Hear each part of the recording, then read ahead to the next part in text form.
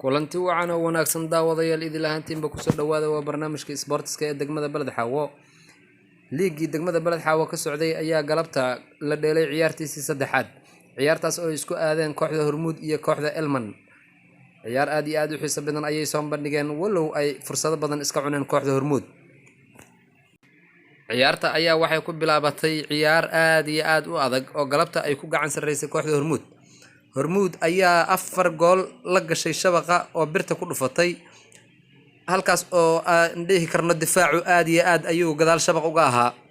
ciyaartaas ayaa aad iyo aad u xiiso badneed galabta. halkan waa Gadiid Media oo ka daawataan alaab aad kala socotaan ciyaaraha iyo muuqaallo aad iyo aad idin xiiso geliya.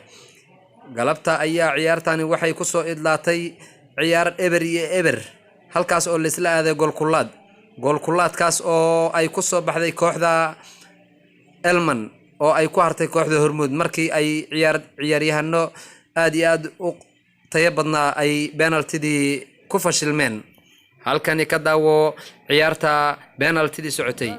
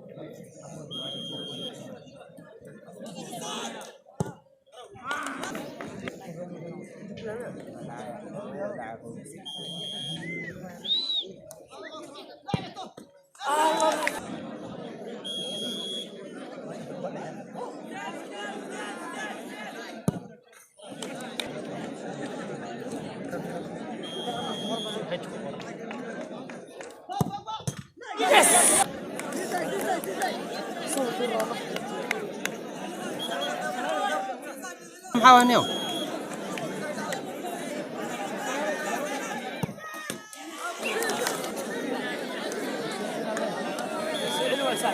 عسلا سوعنا واتق اي